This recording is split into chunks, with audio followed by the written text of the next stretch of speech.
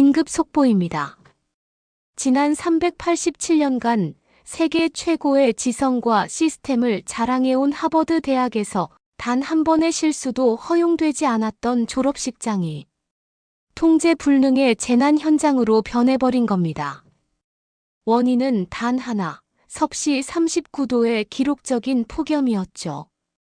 미래의 대통령과 노벨상 수상자들이 모인 그 자리에서 수백 명의 엘리트들은 생존 본능 앞에 속수무책으로 무너져 내렸습니다.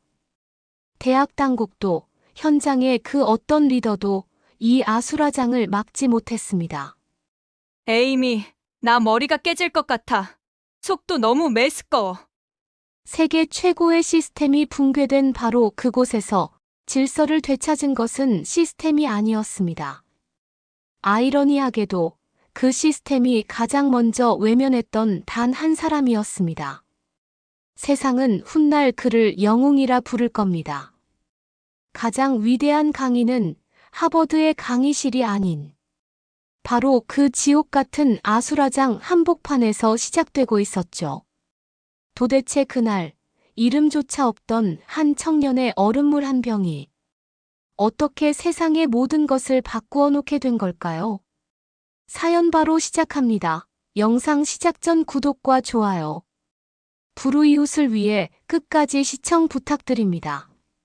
제 이름은 에이미입니다. 저는 그날 제 인생의 정점이 될 것이라 믿었던 하버드 졸업식장으로 향하고 있었습니다. 짙은 시몽색의 졸업가운은 지난 4년간의 땀과 노력을 증명하는 영광의 상징이었죠.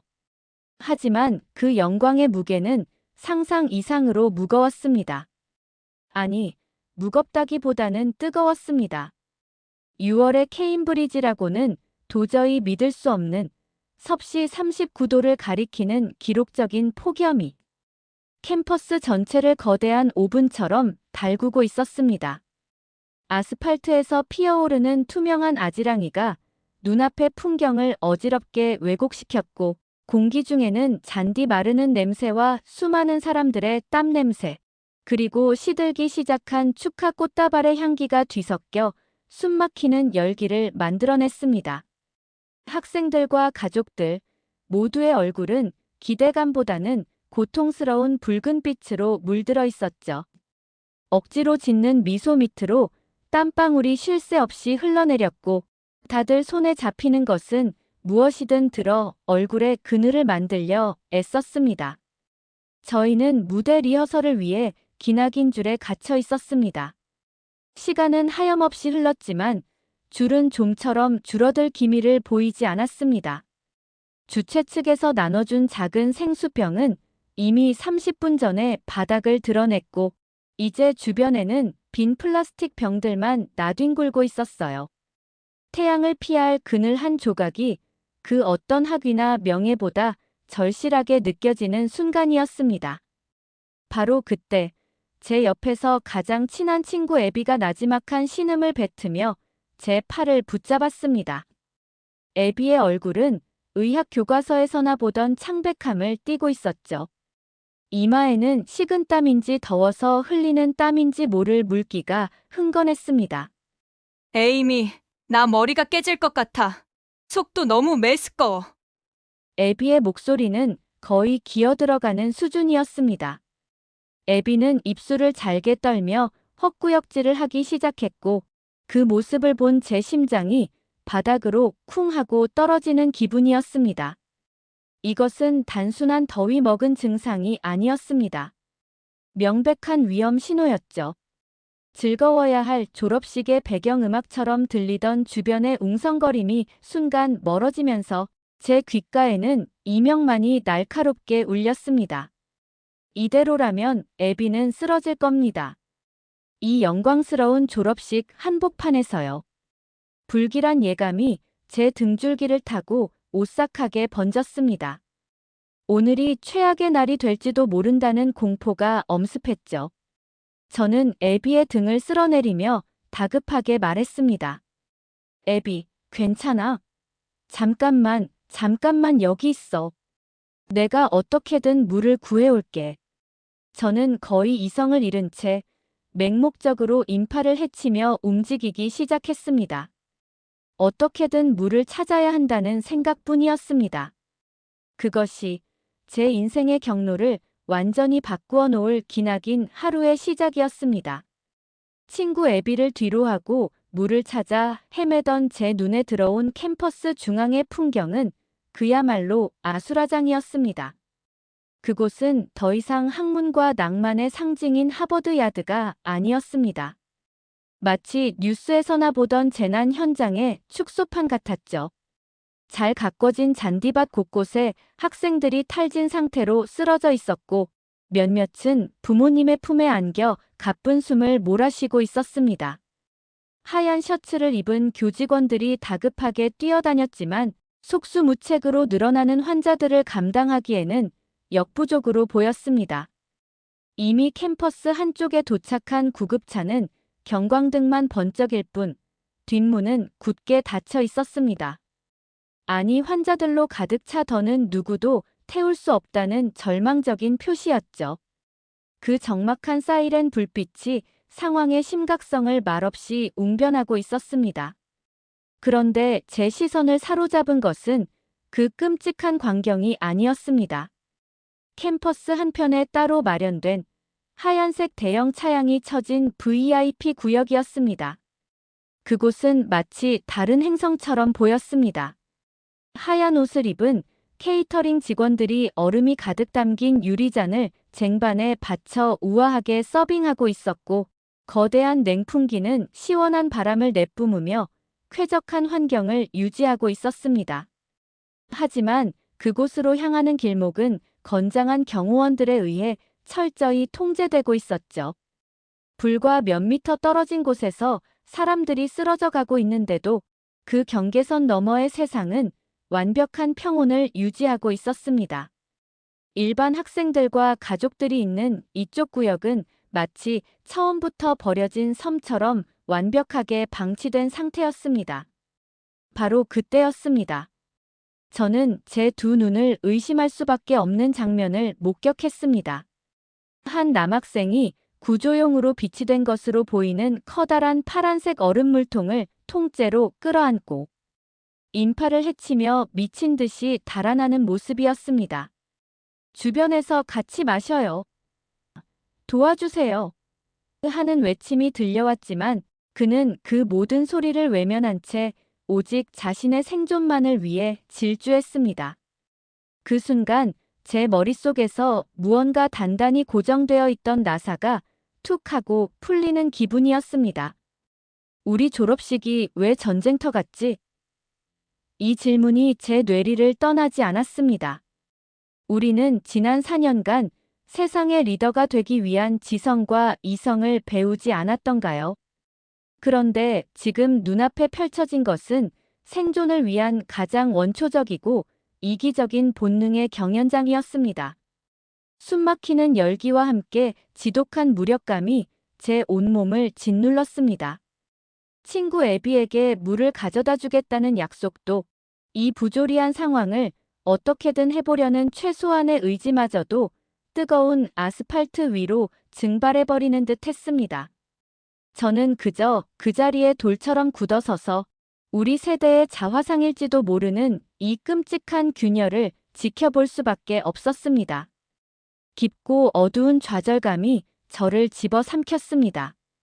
제가 절망감과 무력감에 빠져 한 발짝도 떼지 못하고 있을 때였습니다. 혼란스러운 시야의 한쪽 구석에서 주변의 소음과 완벽하게 분리된 듯한 한 장면이 제 눈에 들어왔습니다. 잔디밭 한쪽에 탈진해 쓰러진 남학생 곁에 흰 셔츠, 소매를 팔꿈치까지 단정하게 걷어붙인 동양인 청년 한 명이 쭈그리고 앉아 있었습니다. 그는 주변에서 벌어지는 아수라장에는 조금의 관심도 없는 듯 오직 눈앞의 학생에게만 모든 신경을 집중하고 있었죠. 그의 옆에는 전문가용으로 보이는 커다란 응급키트 가방이 활짝 열려 있었고 김이 서린 은색 보온병과 깨끗하게 접힌 하얀 수건 몇 장이 가지런히 놓여 있었습니다. 그는 믿을 수 없을 만큼 침착하고 익숙한 손놀림으로 수건을 보온병의 얼음물에 적셔 학생의 이마와 목덜미, 그리고 손목 안쪽을 정성스럽게 닦아주었습니다.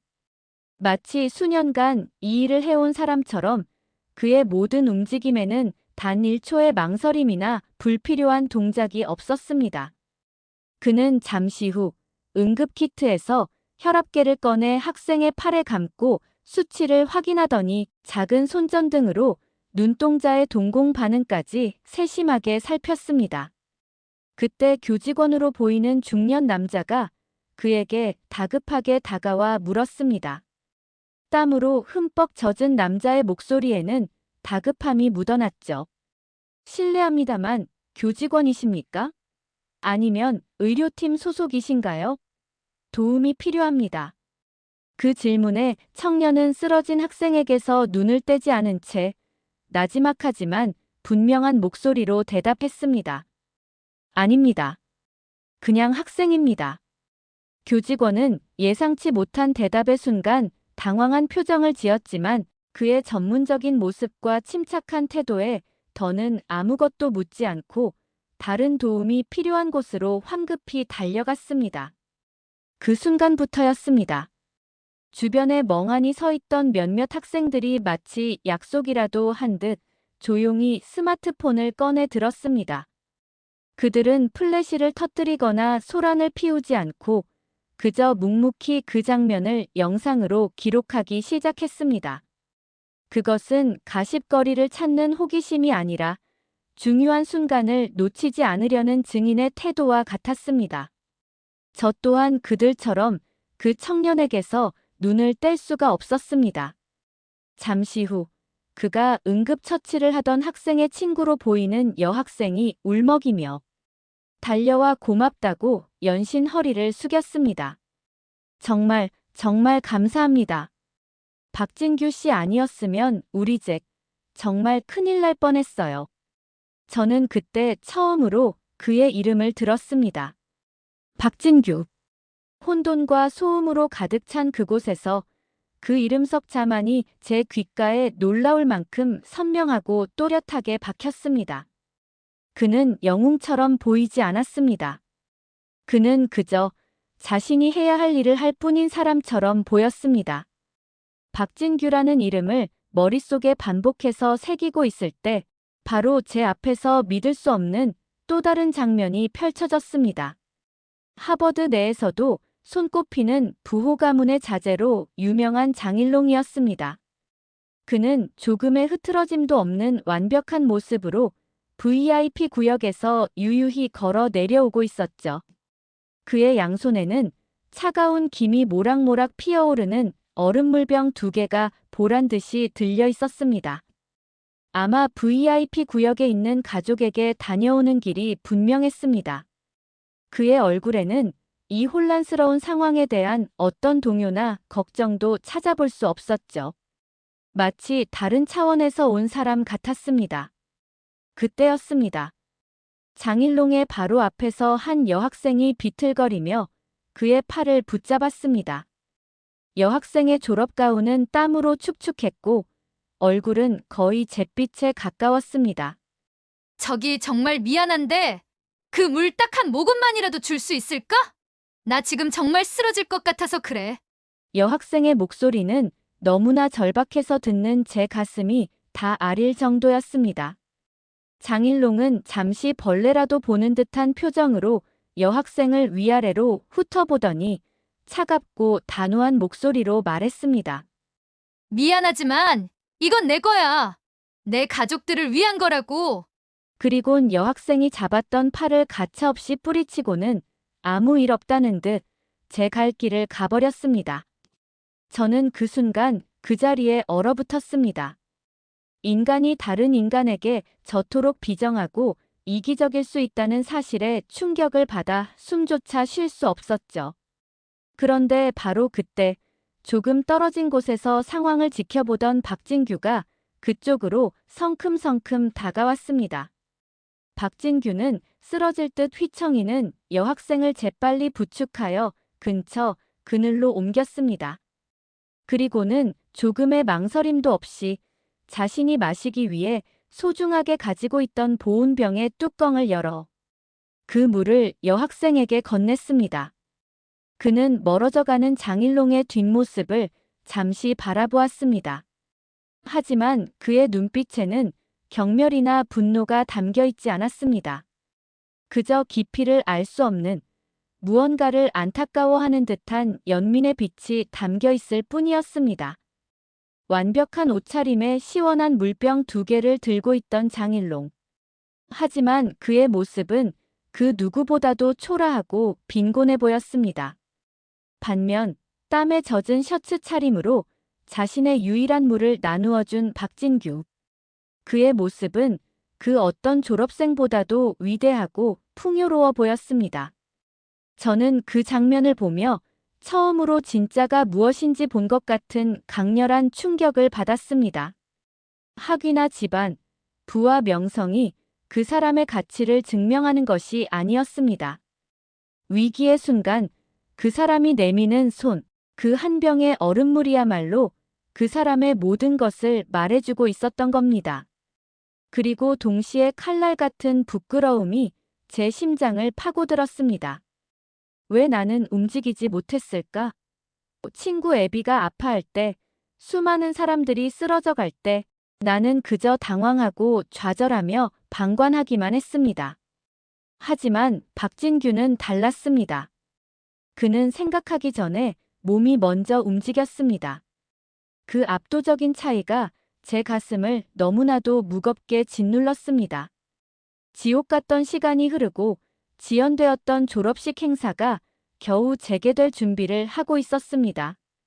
대부분의 학생들은 어떻게든 그늘을 찾아 자리에 주저앉아 지친 숨을 고르고 있었죠. 특히 오늘 졸업 연설자로 선정된 우수 학생들은 연단 뒤편에 특별히 마련된 에어컨, 바람이 시원하게 나오는 하얀색 냉방 텐트 안에서 대기하고 있었습니다. 당연히 장일롱도 그곳에 있었습니다. 텐트 밖으로 언뜻 보이는 그의 모습은 조금 전의 소라는 전혀 기억하지 못하는 듯 관리팀 직원들과 편안하게 담소를 나누며 자신의 차례를 기다리고 있었습니다. 그의 완벽한 모습은 이 아수라장 속에서 유일하게 이질적인 풍경이었죠. 하지만 박진규는 그곳에 없었습니다. 그 역시 전체 수석 졸업생 중 한 명으로 잠시 후 연단에 올라 연설을 해야 할 사람이었습니다. 당연히 그도 냉방 텐트에서 쉴 자격이 있었습니다. 하지만 그는 연설자 대기석이 아닌 여전히 펄펄 끓는 아스팔트 운동장 안을 계속해서 순회하고 있었습니다. 그는 자신의 이름이 불릴 때까지 잠시라도 쉴 수 있었을 텐데 그러지 않았죠. 박진규는 여전히 한쪽 어깨에 응급 키트를 맨 채 도움이 필요한 사람이 더는 없는지 살피며 사람들 사이를 묵묵히 걸어 다녔습니다. 어느새 학생들과 학부모들 사이에서는 몸이 안 좋으면 그 동양인 학생을 찾아라는 말이 공공연하게 돌기 시작했습니다. 실제로 한 어머니가 열사병 증세를 보이는 어린 아들을 안고 울먹이며 박진규에게 달려왔고 박진규는 한치의 망설임도 없이 달려가 아이의 상태를 살폈습니다.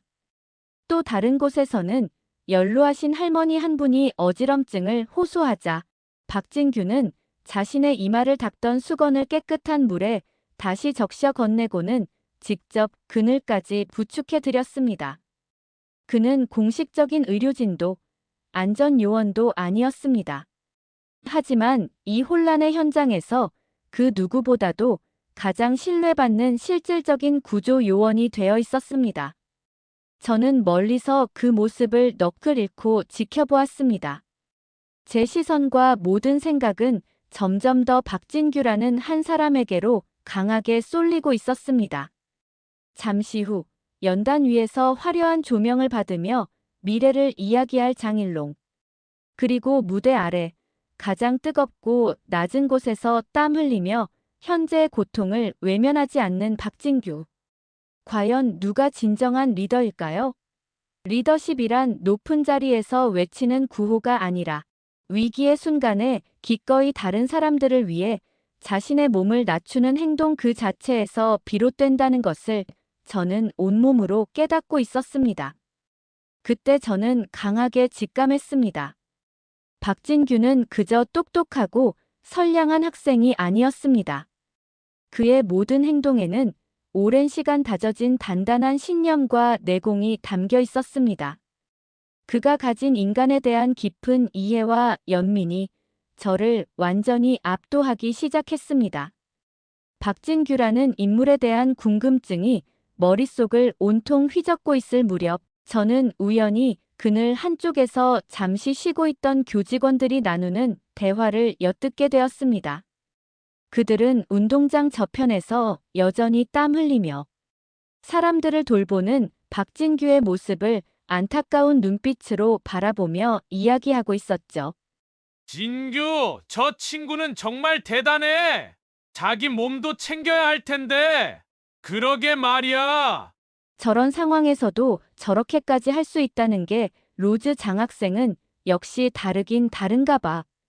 로즈 장학생인 것보다 더 대단한 건 그 친구가 DACA 수혜자라는 거지. 여기까지 오기까지 얼마나 힘들었겠어. 저는 그 대화를 듣는 순간 마치 망치로 머리를 한 대 맞은 듯한 충격에 휩싸였습니다.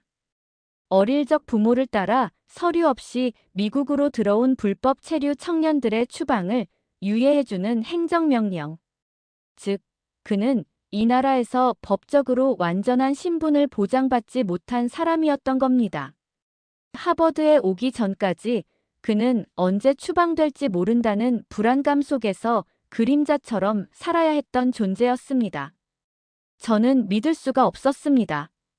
그런데 그런 그가 학업과 인품 모든 면에서 최고의 학생에게만 주어지는 영예인 로즈 장학생으로 선발되었다는 사실은 더 큰 충격으로 다가왔습니다. 불안정한 신분, 수많은 차별과 편견의 벽, 그 모든 것을 뚫고 이 자리까지 온 것입니다. 이런 상상조차 할 수 없는 배경을 가진 사람이 어떻게, 왜, 이 아수라장의 한복판에서 저렇게까지 자신을 내던지며 헌신하는 거지? 제 머릿속은 온통 거대한 의문으로 가득 찼습니다. 보통 그런 상처와 아픔을 겪었다면 어떻게든 자신의 성공과 안위를 지키는 데에만 집중하기 마련이지 않을까요? 하지만 박진규는 정반대의 길을 걷고 있었습니다.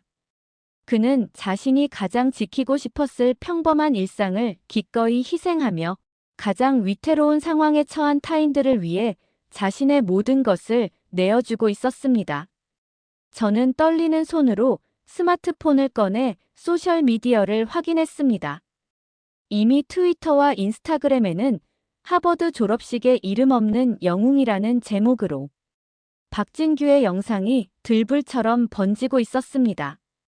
누군가 멀리서 촬영한 영상 속에서 박진규는 묵묵히 쓰러진 학생에게 응급처치를 하고 있었고 그 침착하고 이타적인 모습은 거친 화질을 뚫고 화면 너머로도 깊은 울림을 전해주었습니다.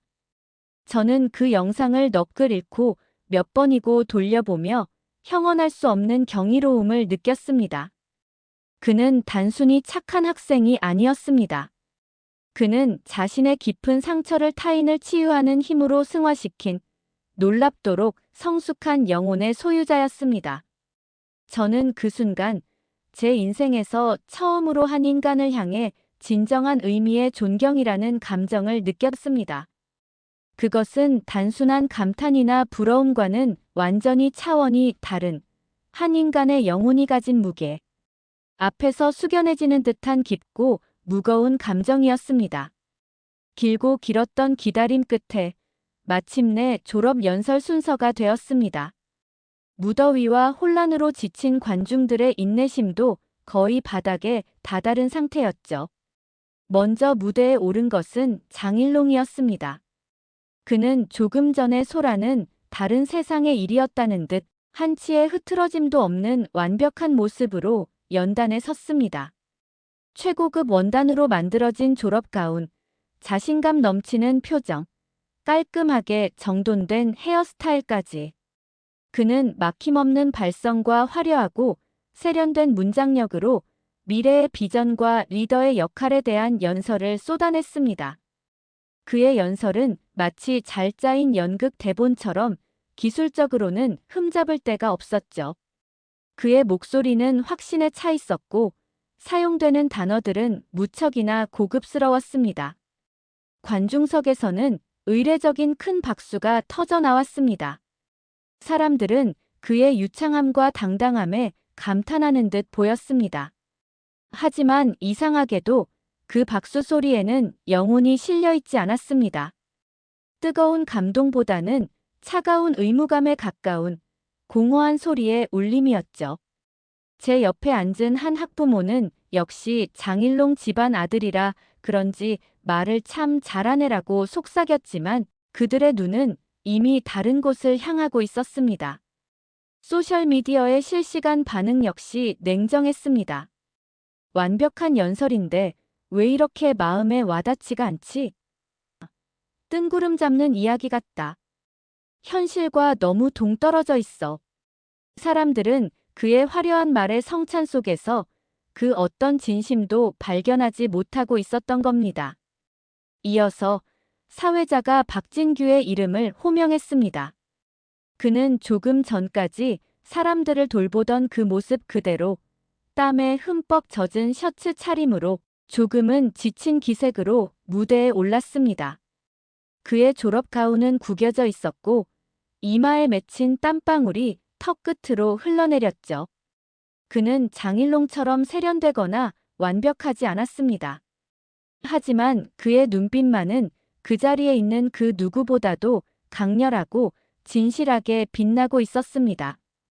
그가 연단에 서자 장내가 순간 물을 뿌린 듯 조용해졌습니다.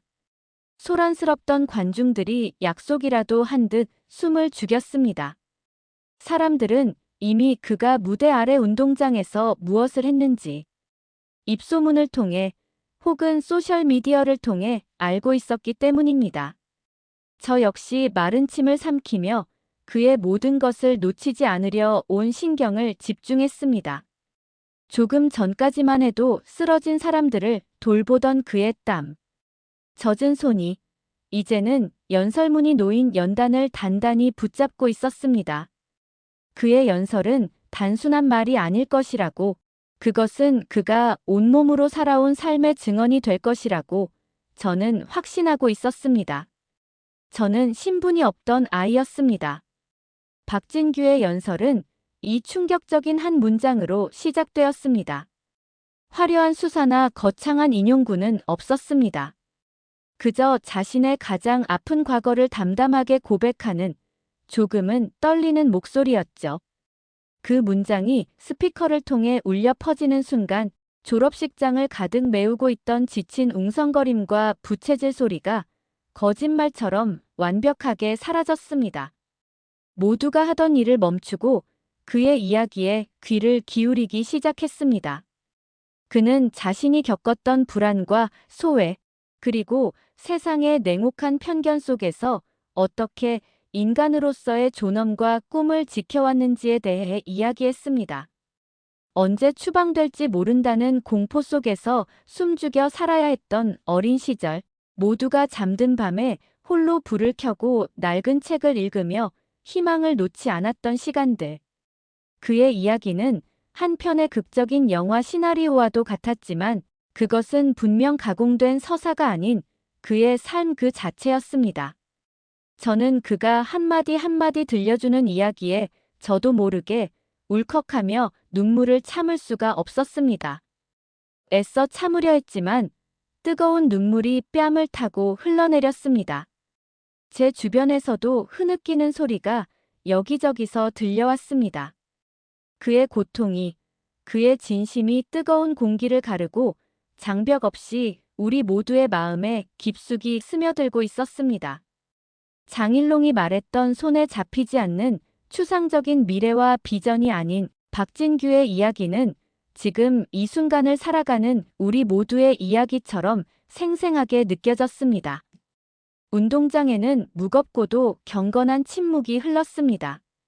그 침묵은 지루함이나 무관심의 침묵이 아닌 한 인간의 삶에 대한 깊은 공감과 감동이 만들어낸 존중의 침묵이었죠. 연설의 마지막, 박진규는 잠시 숨을 고른 뒤 땀으로 젖은 얼굴을 들어 우리 모두를 똑바로 바라보며 물었습니다. 저는 오랫동안 제 자신의 목소리를 내지 못하는 투명 인간이었습니다. 세상은 제 목소리를 들으려 하지 않았죠. 하지만 오늘 이 영광스러운 자리에서 여러분께 감히 묻고 싶습니다. 이제 제 목소리가 들리십니까? 그 진심. 어린 질문이 끝나자마자 운동장의 모든 사람들이 마치 거대한 파도처럼 약속이라도 한 듯 동시에 자리에서 일어났습니다. 정적을 깨고 터져나온 것은 우레와 같은 박수와 뜨거운 함성이었습니다. 저는 더 이상 박수만 치고 있을 수 없었습니다. 저는 자리에서 벌떡 일어나 제 목청이 터져라, 심장이 터져라 외쳤습니다. 들려요. 당신 목소리가 들려요. 제 외침은 수많은 사람들의 함성 속에 파묻혀 흩어졌지만 저는 분명히 느낄 수 있었습니다. 연단 위에 박진규와 제 눈이 마주쳤다는 것을, 그리고 제 목소리가 그의 마음에 분명히 닿았다는 것을요. 졸업식이 채 끝나기도 전에 박진규의 연설 영상은 소셜미디어를 통해 그야말로 바이러스처럼 퍼져나가기 시작했습니다. 누군가 스마트폰으로 촬영한 그의 풀버전 영상은 몇 시간 만에 수백만 건의 리트윗과 좋아요를 기록하며 미국을 넘어 전 세계로 공유되었죠. 사람들은 그의 아픈 과거 고백과 마지막에 울림 있는 질문에 열광적으로 반응했습니다. 댓글 창에는 이것이 진정한 리더의 목소리다. 내 인생 최고의 연설이었다와 같은 찬사가 끊임없이 올라왔습니다. 곧이어 더욱 파급력 있는 비교 영상이 등장하기 시작했습니다. 하버드 졸업식 2개의 연설이라는 제목의 영상은 장일롱의 유창하지만 공허한 연설과 박진규의 투박하지만 진실된 연설을 교차 편집하여 보여주었습니다. 이 영상은 사람들에게 진정성이란 무엇인가에 대한 거대한 질문을 던졌고, 이는 단순한 가십을 넘어 사회적인 담론으로까지 발전했습니다. 사람들은 무엇이 진정한 리더의 자격인지, 화려한 언변과 진실된 행동 중 무엇이 더 중요한 가치인지에 대해 열띤 토론을 벌이기 시작했죠.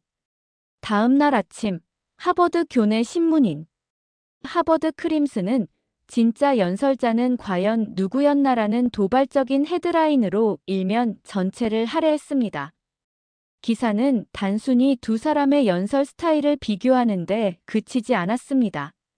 졸업식 당일 무대 아래에서 두 사람이 보여주었던 극명하게 상반된 행동까지 심층적으로 파고들었습니다.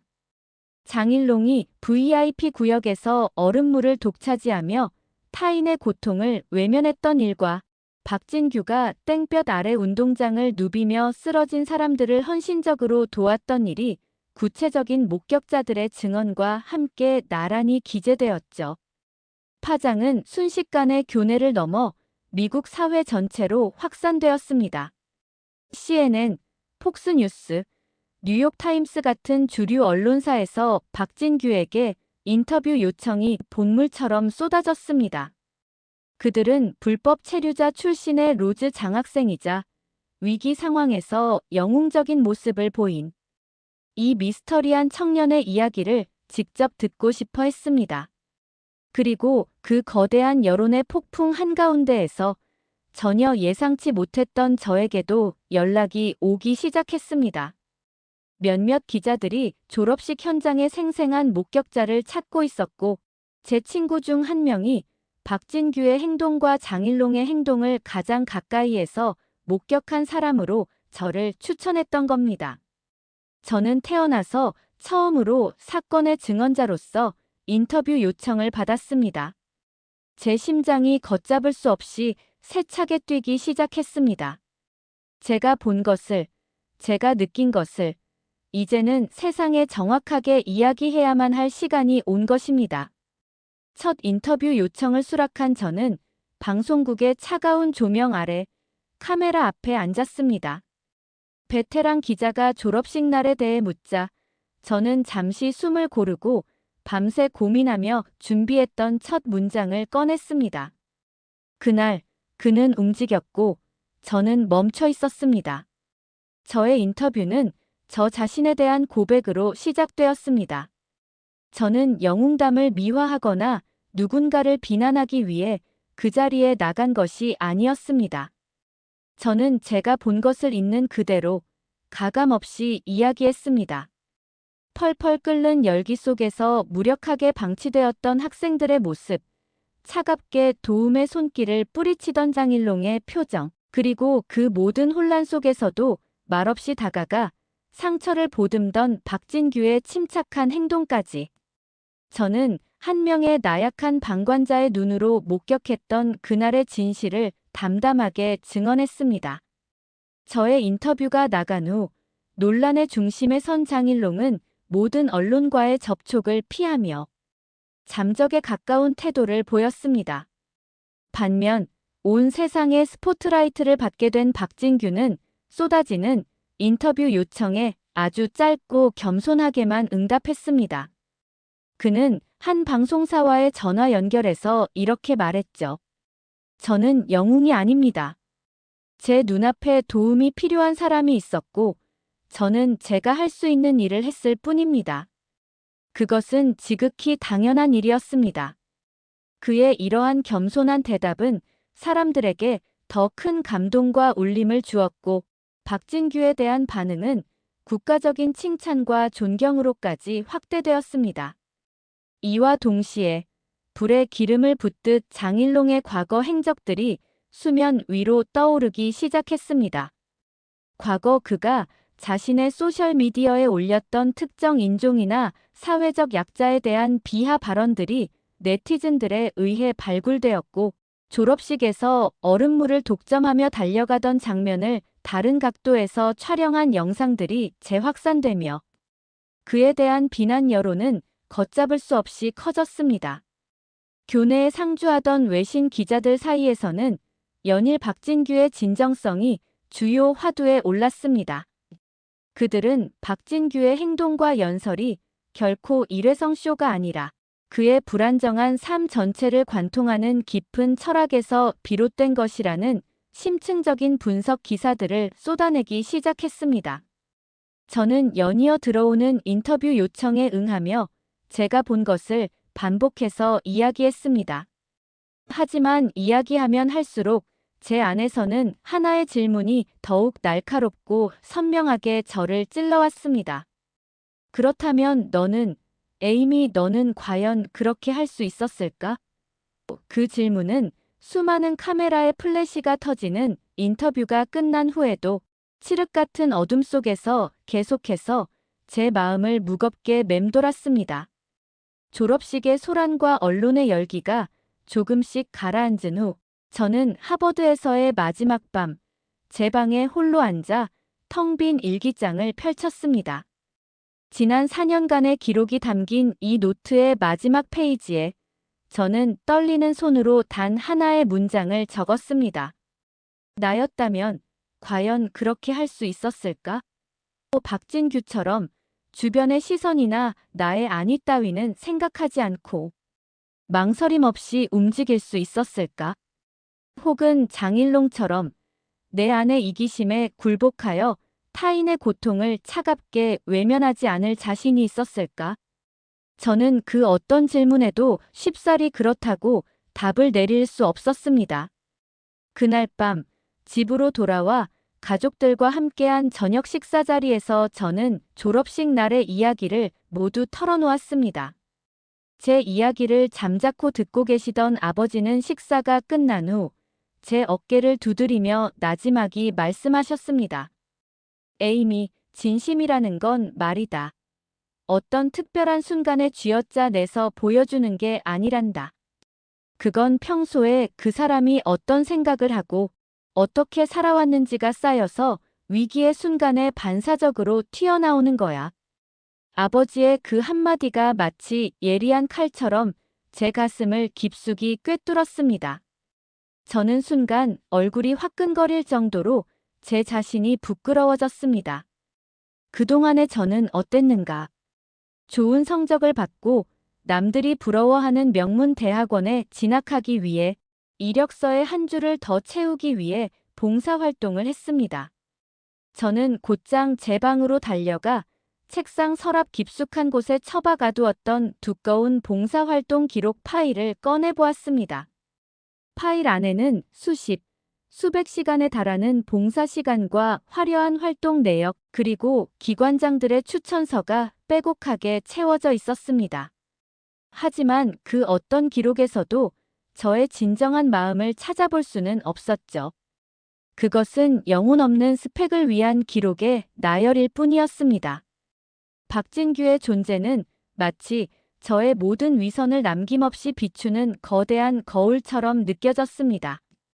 그의 순수한 행동 하나하나가 저의 계산적인 선행과 나태함을 적나라하게 폭로하고 있었죠. 저는 그동안 말하는 사람으로 살아왔습니다. 강의실에서 정의에 대해 열띠게 토론하고 사회의 부조리한 문제에 대해 날선 비판의 목소리를 내는 것. 하지만 정작 제 발밑에서 누군가 고통 속에 쓰러졌을 때 저는 아무것도 하지 못하고 얼어붙어버리는 멈춰있는 사람에 불과했습니다. 그날 밤 저는 일기장의 마지막 줄에 피를 토하는 심정으로 다짐을 적었습니다. 이제는 나도 움직이는 사람이 되고 싶다. 더 이상 말로만 세상을 걱정하는 사람이 아니라 나의 삶 자체로 나의 신념을 증명하는 사람이 되고 싶다고 말입니다. 며칠을 뜬 눈으로 밤을 새우며 고민한 끝에 저는 제 인생에서 가장 큰 용기를 내어 박진규에게 이메일을 보냈습니다. 수신인 칸에 그의 이름을 입력하는 것만으로도 심장이 떨려왔죠. 어떤 말로 시작해야 할지, 어떤 단어를 선택해야 할지 몰라 쓰고 지우기를 수십 번 반복했습니다. 결국 저는 기교나 미사여구를 모두 빼고 그저 담백하게 제가 본 것과 느낀 점, 그리고 그에게서 받은 형언할 수 없는 깊은 감동과 감사의 마음을 솔직하게 적어 내려갔습니다. 그의 침착한 행동이 멈춰있던 저를 어떻게 움직이게 만들었는지, 그의 진실된 연설이 제 삶의 방향에 어떤 질문을 던졌는지에 대해서도 남김없이 고백했습니다. 사실 답장을 기대하지는 않았습니다. 이미 그는 전미가 주목하는 유명 인사가 되어 있었고 저 같은 평범한 학생의 이메일 따위는 수많은 편지 속에 묻혀버릴 거라고 생각했으니까요. 그런데 정말 놀랍게도 이메일을 보낸 바로 다음 날 아침 제 메일함에 박진규의 이름으로 된 회신이 도착해 있었습니다. 그의 답장은 무척 짧고 간결했지만 그 어떤 장문의 편지보다도 제 마음을 강하게 흔들기에는 충분했습니다. 에이미 씨, 보내주신 글 잘 읽었습니다. 고맙습니다. 사실 그날 저도 무척 두려웠습니다. 제가 하는 일이 과연 옳은 일인지, 혹시나 제 미숙한 판단이 상황을 더 악화시키는 건 아닌지 계속해서 의심하고 또 의심했습니다. 하지만 누군가 저를 지켜봐주고 있다는 사실만으로도, 그리고 제 연설에 가장 먼저 응답해주는 목소리를 들었을 때 저는 혼자가 아니라는 생각에 큰 용기를 얻을 수 있었습니다. 그의 솔직하고 인간적인 고백에 저는 또 한 번 깊은 감동을 받았습니다. 그는 완벽한 영웅이 아니라 저와 똑같이 두려움을 느끼지만 그것을 극복하려 애쓰는 한 사람이었던 겁니다. 그 한 통의 이메일은 제게 세상을 향해 나아갈 엄청난 용기를 주었습니다. 저는 더 이상 망설이거나 주저하지 않기로 했습니다. 저는 졸업식 날 현장에서 함께 분노하고 안타까워했던 몇몇 동문들에게 연락해 우리가 함께 할 수 있는 작은 일이 없을지 진지하게 논의했습니다. 그리고 우리는 거창한 단체나 조직이 아닌 이름 없는 작은 봉사 동아리를 만들기로 뜻을 모았습니다. 움직이는 사람들이라는 소박한 이름의 동아리였죠. 저는 직접 학교 커뮤니티 게시판에 우리의 첫 모임을 알리는 공고를 올렸습니다. 과연 몇 명이나 이 글을 보고 찾아올까 걱정이 앞섰지만 이제 그런 것은 중요하지 않았습니다. 첫 모임 날 약속 장소에는 저를 포함해 단 3명이 모였습니다. 하지만 우리는 조금도 실망하지 않았습니다. 이것이야말로 세상을 바꾸는 가장 위대하고 의미 있는 첫걸음이라고 우리는 서로를 진심으로 격려하며 굳게 손을 잡았습니다. 세상을 바꾸기 위한 저의 첫걸음은 결코 거창하거나 화려하지 않았습니다. 저는 저희 동네에 있는 작은 지역 자원봉사센터의 문을 두드리고 주말 자원봉사자로 제 이름을 등록했습니다. 그리고 매주 토요일 오후 그곳을 찾아 이민자 가정의 아이들에게 책을 읽어주거나 서툰 숙제를 도와주는 일을 시작했죠. 처음에는 모든 것이 어색하고 서툴렀습니다. 아이들과 어떻게 눈을 맞춰야 할지, 어떤 이야기를 건네야 할지 막막하기만 했죠. 하지만 아이들의 때 묻지 않은 맑은 눈을 마주하고 그들의 서툰 발음을 교정해주면서 저는 제가 진짜로 해야 할 일이 무엇인지를 조금씩 깨달아가고 있었습니다. 어느 날 오후, 저는 아이들에게 팝콘을 나누어 주며 하버드 졸업식 날의 이야기를 동화처럼 들려주었습니다. 완벽한 옷을 입고 자기 것만 챙기던 장일롱과 땀에 젖은 채 자신의 마지막 물병을 기꺼이 나누어 주었던 박진규 아저씨, 그리고 그 두 사람의 행동이 결국 어떤 다른 결과를 만들어냈는지에 대해서요. 저는 아이들에게 누가 옳고 그르다고 섣불리 가르치려 들지 않았습니다. 그저 제가 보고 느꼈던 사실을 가감없이 있는 그대로 담담히 이야기했을 뿐이죠. 제 이야기가 끝나자 가장 구석에 앉아 조용히 이야기를 듣고 있던 7살짜리 꼬마 아이 마리아가 제게 다가와 제 옷자락을 잡아당기며 말했습니다. 선생님, 저도 박진규 아저씨처럼 다른 사람을 도울래요. 앞으로 놀이터에서 넘어진 친구가 있으면 놀리지 않고 꼭 손을 잡아줄 거예요. 아이의 그 꾸밈 없는 한마디가 제 가슴에 그 어떤 위대한 철학자의 말보다도 더 깊은 울림을 주었습니다. 저는 그 순간 행동하는 교육의 진짜 본질이 무엇인지를 온몸으로 이해하게 되었습니다. 100마디의 옳은 말과 가르침보다 진심이 담긴 하나의 살아있는 이야기가 사람의 마음을 어떻게 움직이고 변화시키는지를요. 박진규의 작은 실천은 졸업식장의 수많은 사람들을 감동시켰고 그 감동은 다시 저라는 한 사람을 움직이게 했습니다. 그리고 이제 저의 작은 이야기가 눈앞에 이 어린아이에게 또 다른 선한 영향력의 씨앗을 심어주고 있었습니다. 진심은 그렇게 보이지 않는 끈으로 연결되고 파도처럼 퍼져나가는 것이었습니다. 위대한 영웅이나 특별한 사람만이 세상을 바꾸는 것이 아니었습니다. 나의 작은 실천이, 나의 진솔한 이야기가 이름 모를 누군가에게는 인생을 바꾸는 영웅의 서사시가 될 수 있다는 사실을 저는 온몸으로 배우고 있었습니다. 그것은 제가 하버드에서 배운 그 어떤 지식보다도 값진 제 인생 최고의 깨달음이었습니다. 박진규가 남긴 깊고 선명한 울림은 하버드 캠퍼스 전체를 서서히 하지만 근본적으로 바꾸어 놓았습니다. 학교 이사회는 고심 끝에 그의 졸업 연설문을 공식적으로 교내 영상 교육 자료로 채택하여 모든 학생에게 배포하기로 결정했습니다. 특히 신입생 오리엔테이션이나 리더십 개발 프로그램에서 그의 연설은 빠지지 않는 필수 시청각 자료가 되었죠. 그의 연설 마지막 문장, 진심은 살아남는다는 학생들 사이에서 하나의 강력한 슬로건이자 유행어처럼 번져나갔습니다. 학생들은 어려운 과제에 부딪히거나 힘든 일이 있을 때마다 서로의 어깨를 두드리며 진심은 살아남는다라고 말하며 격려하는 새로운 문화를 만들어냈습니다. 하버드 전역에서 자발적인 봉사문화 캠페인이 확산되기 시작한 것도 바로 그때부터였습니다. 더 이상 학생들은 명문 대학원 진학이나 취업을 위한 스펙 쌓기용으로 봉사활동을 하지 않았습니다. 대신 지역사회의 실질적인 문제를 해결하기 위해 스스로 팀을 꾸리고 도움이 필요한 곳을 직접 찾아가 땀 흘리는 것을 더 가치 있는 일로 여기는 문화가 자연스럽게 자리 잡았죠.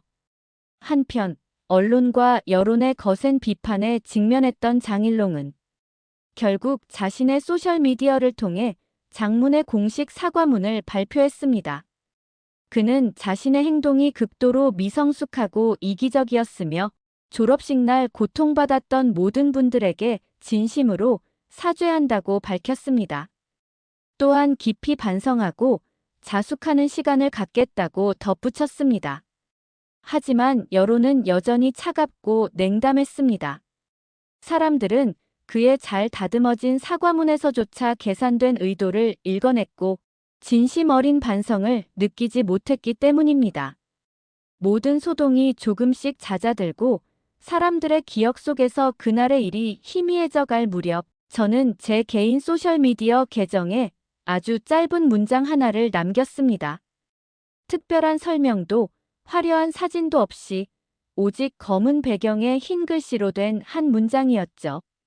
그날 난 진심을 봤다. 이 문장은 별다른 설명 없이도 수많은 사람들에게 공유되고 인용되었습니다. 사람들은 이 문장이 누구를 가리키는지 그리고 어떤 깊은 의미를 담고 있는지 이미 모두 알고 있었습니다. 그렇습니다. 진심은 결코 사라지거나 잊히지 않았습니다.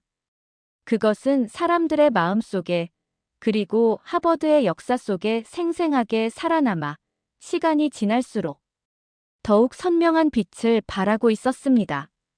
졸업식에 강렬했던 기억이 서서히 일상의 추억으로 변해갈 무렵 저는 졸업앨범 위원회에 아주 조심스럽게 장문의 이메일을 한 통 보냈습니다. 이미 편집이 거의 완료된 졸업앨범에 박진규의 연설 장면을 담은 사진 한 장을 추가로 넣어줄 수 있겠냐는 다소 무례할 수 있는 요청이었습니다. 저는 그의 연설이 단순히 한 학생의 소감을 넘어 우리 학번 전체에게 진정성과 리더십이 의미를 다시 생각하게 한 역사적인 순간이었다고 그렇기에 반드시 그 순간을 공식적인 기록으로 남기고 싶다고 간절한 마음을 담아 설명했죠. 며칠 후 위원회로부터 답장이 왔습니다. 놀랍게도 위원회는 제 요청을 만장일치로 수락했다는 소식을 전해왔습니다. 그렇게 저희 학번 졸업앨범의 가장 마지막 페이지에는 땀에 젖은 채 연단에 서서 세상을 향해 진심을 외치던 박진규의 모습이 담긴 사진 한 장이 그날의 연설이라는 짧은 제목과 함께 실리게 되었습니다. 그뿐만이 아니었습니다.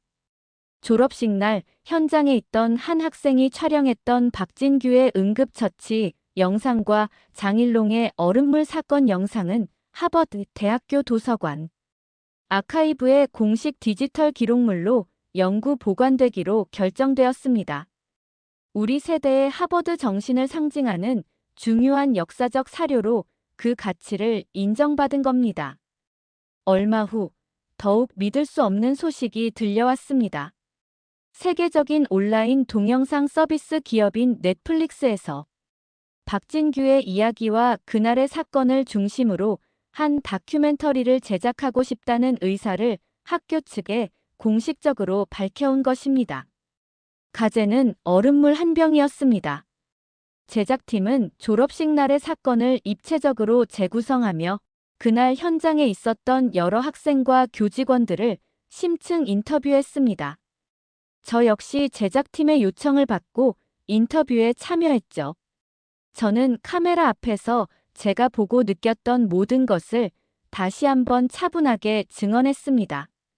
며칠 뒤 다큐멘터리가 완성되었고 저는 조촐한 내부 시사회에 초대받았습니다. 다큐멘터리 속에서 제 목소리는 그날의 상황을 설명하는 내레이션으로 여러 번 등장했지만 제작진은 저의 사적인 삶을 보호해주고 싶다는 약속대로 제 이름이나 얼굴은 전혀 언급하지 않았습니다.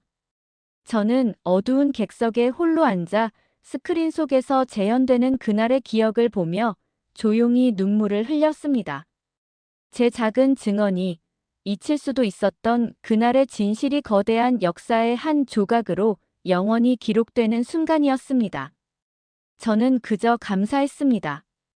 그날의 진실을 목격할 수 있었던 제 두 눈에, 그리고 그것을 세상에 알릴 수 있는 용기를 주었던 모든 순간에 깊이 감사했습니다. 어느 맑은 가을날 오후, 제 우편함에 아주 특별한 편지 한 통이 꽂혀 있었습니다. 낯선 디자인의 우표와 항공 우편 스티커.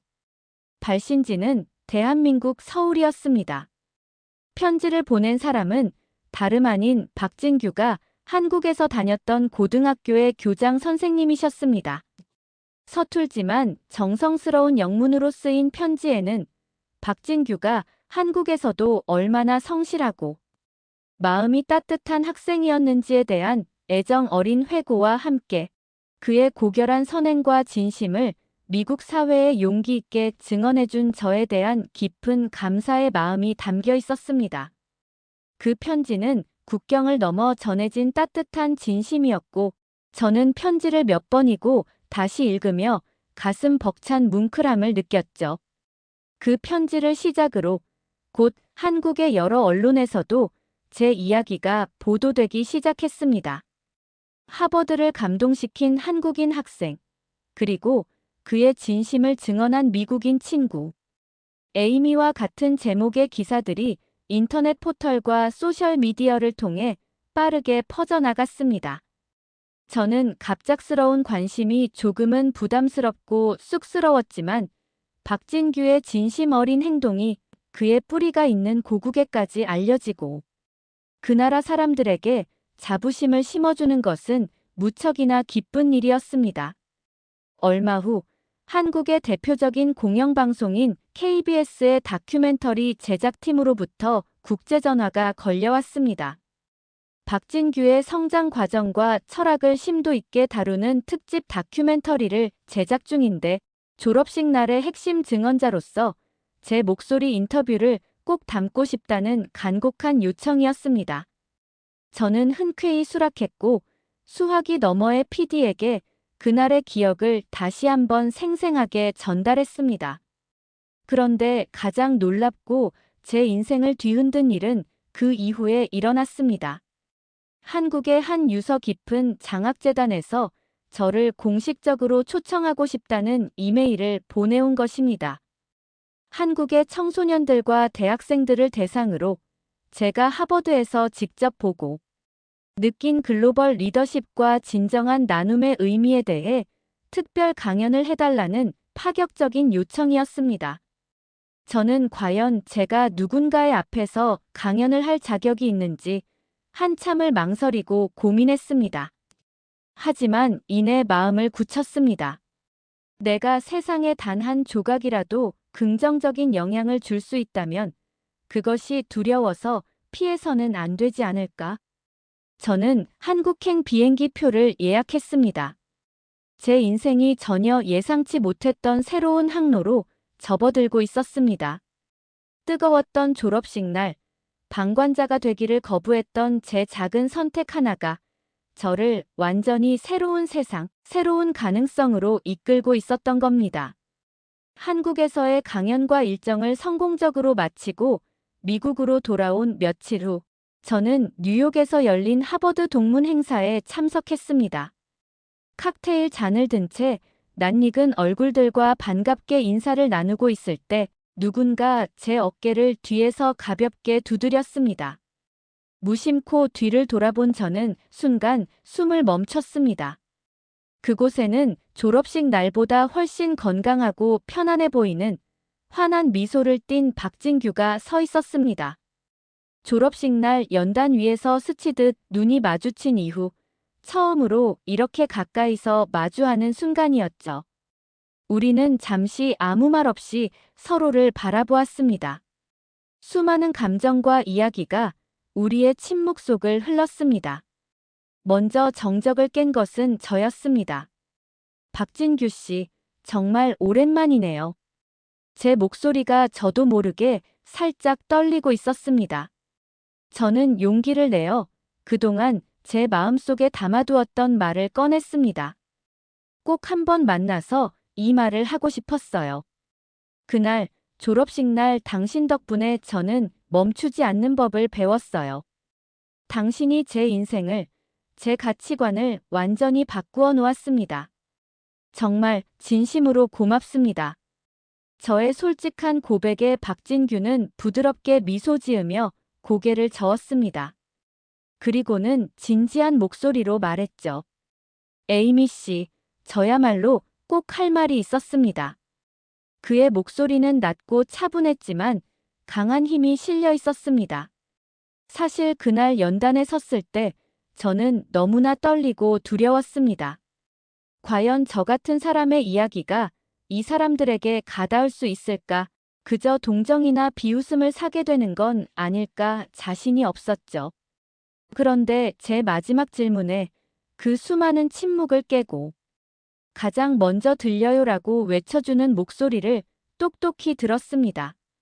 저는 나중에야 그 목소리의 주인이 에이미 씨였다는 걸 알게 되었어요. 그날 난 당신이 제 연설에 가장 먼저 진심으로 반응해줘서 마지막까지 연설을 포기하지 않고 마칠 수 있는 용기를 얻었어요.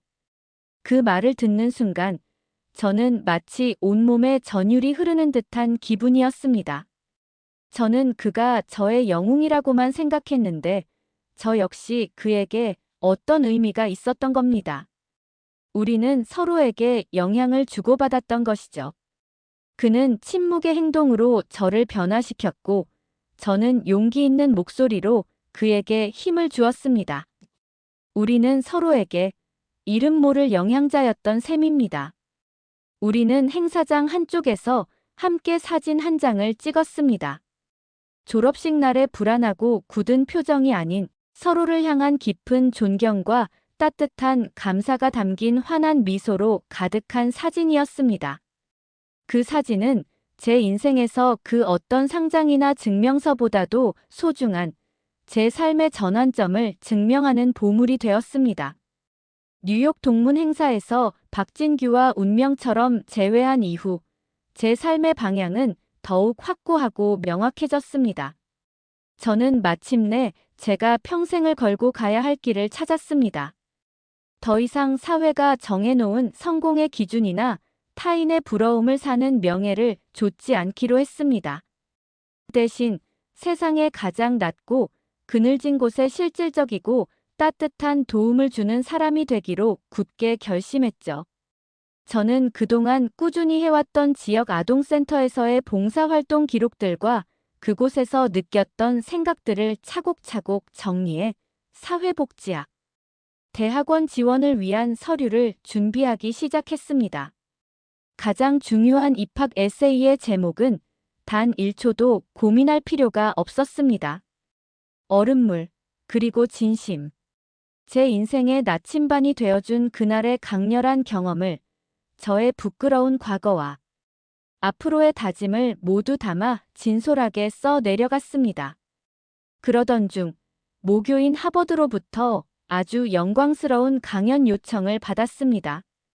다음 해에 입학할 신입생들을 대상으로 한 오리엔테이션 특별 강연이었는데 강연의 주제는 졸업식장에서 내가 본 것들이었습니다. 저는 수백 명의 패기 넘치는 신입생들 앞에 섰습니다. 공교롭게도 그곳은 1년 전 박진규가 서서 세상을 향해 외쳤던 바로 그 강당의 연단이었습니다. 저는 마이크를 잡고 떨리는 목소리로 조용히 입을 열었습니다. 여러분, 저는 영웅이 아닙니다. 저는 그저 그날의 모든 장면을 목격한 수많은 증인 중 한 명일 뿐입니다. 하지만 분명한 것은 그날의 목격이 저라는 한 사람의 삶 전체를 송두리째 바꾸어 놓았다는 사실입니다. 여러분은 앞으로 이곳에서 4년 동안 수많은 것을 보고 배우게 될 겁니다. 중요한 것은 무엇을 보느냐가 아니라 본 것을 어떻게 증언하며 살아갈 것인가입니다. 제 강연을 듣고 있던 청중 속에서 가장 앞줄에 앉아있던 한 남학생이 조용히 안경을 벗고 주먹으로 눈물을 닦는 모습이 보였습니다. 저는 그 모습을 보며 가슴 벅차게 깨달았습니다.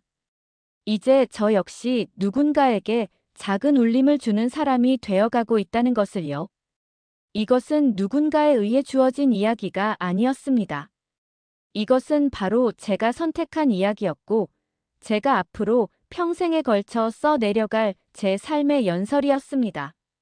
하버드에서의 강연을 마친 후, 저는 제가 만든 작은 봉사, 동아리 움직이는 사람들의 멤버들과 함께 소셜미디어를 통해 작은 온라인 캠페인을 시작했습니다. 해시태그는 진심은 움직인다였습니다. 우리는 사람들에게 세상을 바꾸자는 거창한 구호를 외치는 대신 일상 속에서 실천할 수 있는 아주 작은 선행, 예를 들어 노인에게 자리를 양보하거나 쓰레기를 줍거나 도움이 필요한 이웃에게 먼저 인사를 건네는 모습을 인증하고 공유하자고 제안했습니다. 이 캠페인은 하버드 학생들을 중심으로 빠르게 퍼져나갔고, 곧 다른 아이비리그 대학들과 전국의 여러 지역 사회로까지 잔잔하지만 힘있게 확산되었습니다. 한편 모두의 관심사였던 박진규의 행보는 역시나 예상을 벗어났습니다. 그는 로즈 장학생으로서 보장된 월스트리트의 최고 로펌이나 유수의 글로벌 기업으로의 길을 택하지 않았습니다. 대신 그는 워싱턴 D.C. 에 있는 한 작은 비영리 단체, 즉 인권 문제와 서류 미비 이민자들의 법률 지원을 돕는 NGO의 활동가로 자신의 커리어를 시작했습니다. 우리는 서로 다른 도시에서 각자의 자리에서 각자의 방식으로 그날의 약속을 지키고 있었습니다. 진심은 화려한 말로 증명하는 것이 아니라 묵묵한 행동으로 보여주는 것이라는 그날의 믿음을 각자의 삶 속에서 실천하며 살아가고 있었던 겁니다. 여전히 저와 박진규에게는 여러 언론과 단체로부터 인터뷰나 강연 요청이 간간히 이어지고 있습니다. 사람들은 아직도 그날의 극적인 이야기를 듣고 싶어 합니다.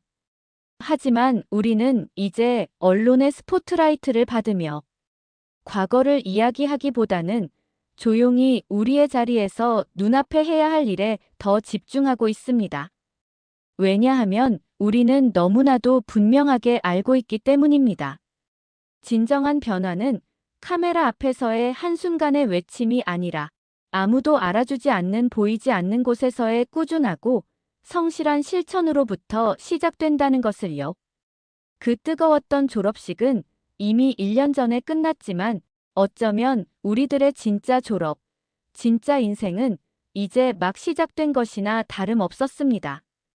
박진규의 전설적인 졸업 연설이 세상을 뒤흔들었던 바로 다음 날, 저는 한 유력 뉴스 채널과의 단독 인터뷰에서 이렇게 말했습니다. 지금도 그 순간이 생생하게 기억납니다. 저는 어제 단 한 병의 얼음물에서 인생 전체를 배웠습니다. 지난 4년간 하버드에서 배운 그 어떤 위대한 고전이나 복잡한 이론보다도 그 한 병의 물이 제게는 훨씬 더 값지고 소중한 가르침이었습니다.